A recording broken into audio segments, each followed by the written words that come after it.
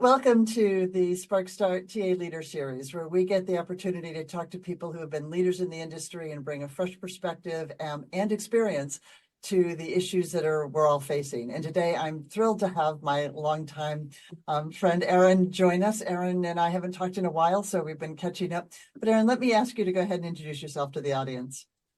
Excellent. Maury, thank you for having me. We have been friends for longer than either one of us would probably like to admit. My name is Aaron Kraljev. I lead talent attraction at National Veterinary Associates. I've been in the talent acquisition space for about 15 years, and that really followed a 10-year stint in corporate marketing. And you've switched industries. You've gone from finance to tech, now to veterinary. It's been really, really different. What's your thought on having, sort of run across three very, highly regulated to startup, fairly loose, particularly since you did crypto? That was a very different world, I'm sure, than Wells Fargo. And now veterinary. What's your perspective on all of that? It is crazy. I think a lot of folks in the talent acquisition space, we've seen a lot of switching of roles, like we talked about a little bit earlier. The market's been really good. It's been really not so good, which we're feeling now. And I think for me, I spent 20 years at Wells Fargo, and there was probably a long period of time where I was like, I'm never going to leave. And at this point, I'm like pretty close to the gold watch, the toaster, whatever you want to call it. And I'd gotten to a point where I had realized I was going to have pretty sizable regret if I didn't challenge myself in another space, another industry, maybe even another role. So I went from like a very defined employer brand role to leading an entire talent acquisition function to working in a kind of a booming or busting industry, depending on when you're in crypto. Now transitioning to something that for the first time in my career, I'm fully value aligned. Like the things that I hold dear, you saw my kitten before we started recording. We've got 10 pets in this house. This is something that I live and breathe every day. We're a foster family for the local humane society. And so it's really for the first time I get to match my passion with, where I draw my paycheck. And it's a new experience for me. It's not that I didn't love my time in banking or in tech, but I mean, I don't do those things or kind of work my life around those industries. And in veterinary, it's very much aligned to who I am and what I'm doing every day. I can't imagine 10 pets. That feels like a ton of work, but it's a lot. It's a lot. I'm not going to lie. Yeah, but wow, it also sounds fun. Particularly the kitten that walked through earlier was adorable. but let's talk about now that you're in a space, particularly with veterinary being such a well-defined market with such an incredibly low supply of candidates and an aging population that's really hurting you as well, right? How has that changed how you're approaching the market and how you're thinking about it? You've got a very narrow slice of folks that you're trying to engage with. How do you do that differently now? Yeah, I think it's pretty easy 15 years into your career to be like, I've pretty much got this figured out. I think the one thing about talent acquisition that we all figure out really quick, that there's no one size fits all approach, regardless of industry. And there's always more answers to be found. And so while I love the challenge of doing what I do now, like you said, when you're working in a market where there's little to no unemployment, competition is very, very high. We're still experiencing kind of the post-COVID puppy bump where everybody had a pet and a sourdough starter and God knows what else. I think it really forces you to get back to basics while also opening your mind and thinking about new twists or new takes on some things you've done in past lives that may work in this new industry you're in. I love a good challenge, and it's part of one of the reasons why I love what I do, because I think for the near term, probably even longer term, it's going to be a very challenging industry. And I know there's folks that are probably listening to this who are also finding themselves in very challenging industries, whether it's nursing, pharmacy, we talk about human healthcare, other industries as well, where, you've got this massive supply imbalance.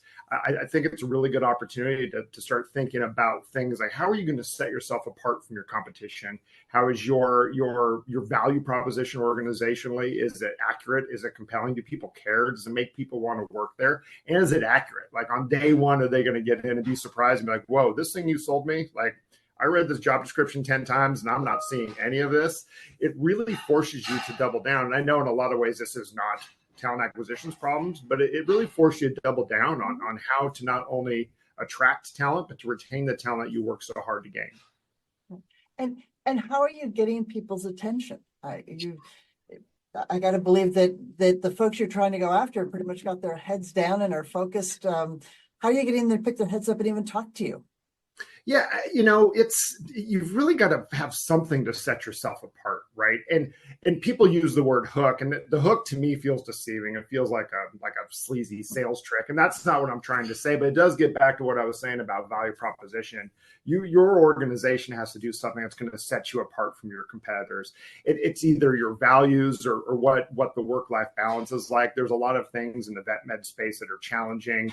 It's a very, very hard job. We talked about this earlier. You're while working with animals seems great on the surface, you're delivering a lot of bad news. You're forcing people.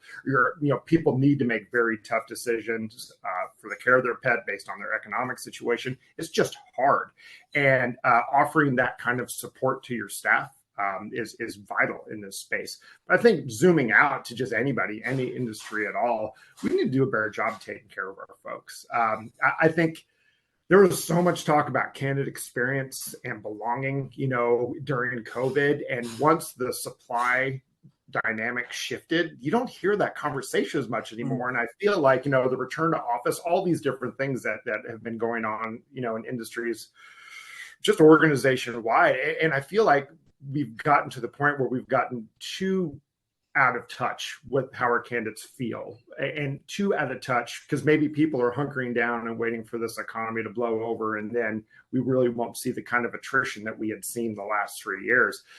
If we don't make those changes now, we're going to be in for a really rude awakening once the economy turns around and people feel more empowered to look around and see what's out there. I mean, we're seeing it all the time with the lack of engagement. There's a combination of all the automation that's going on that's leaving candidates feeling disengaged, not to mention employees feeling disengaged. The folks with the work from home can be a great boon, but also can be very isolating. We're looking at the mental health stats and so forth of people that are just not having the engagement they need. And I think it's particularly tough for somebody new with an organization to feel connected if they're working remotely, and don't ever see and meet people, and Teams is great and Slack is great and emails are great and all of that. But it's not the same as having a real sense of someone. I mean, the reason you and I are doing this on video is I get to watch your eyes light up. I get to watch your eyebrows. You understand. I'm learning more than just the words. And so I'm feeling more connected to who you are as a person and how you feel about things. Are you using any video now in what you're doing? You've always been a big believer in video, having a marketing background and understanding the power there. Yeah, that's probably how we first connected, right? Is I'm a big believer in video. And it's what's fascinating is in remote only or remote first companies, there are some cultures that are camera off, which I think there's probably a time and a place. If I'm eating breakfast now more, you don't want to see me eating what I'm eating for breakfast. That said, I think that level of connection is vital. You're only getting half the story if your cameras are off. I'm sure my team listens to this. They're all going to be nodding aggressively, like, yeah, Aaron does love a camera on situation.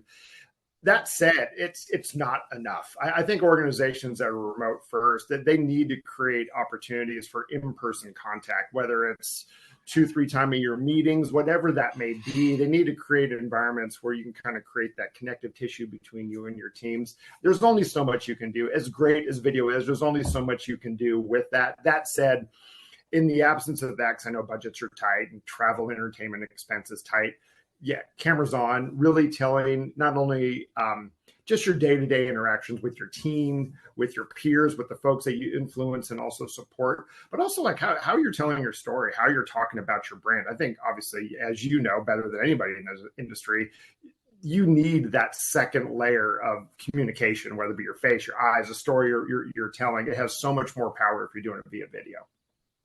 And just the authenticity.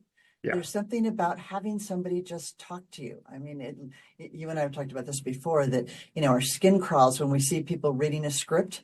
It's like, your employees are not professional actors. They can't pull this off. Even if they wrote it, just, you lose. We're used to when friends send us video, it's like, hey, I'm at this concert. It's great. And it may not be in perfect English sentences and so forth. But there's a realism to it and there's a believability to it. And we see companies so often miss the mark there, where I hate to say, it's so easy to get it right. If I always say, if you've got a fundamentally strong and positive corporate culture, let your people speak. It will come through. You don't need to bind them so tightly. Here, say these words. And even as you were talking earlier about an EVP, we've seen people go, oh, we need to hit the 3 pillars of our EVP. So you need to hit these 3 words. It's like, if your EVP is authentic and accurate, it's going to come across. You may not hit the word you want, but you're going to communicate the real essence of it.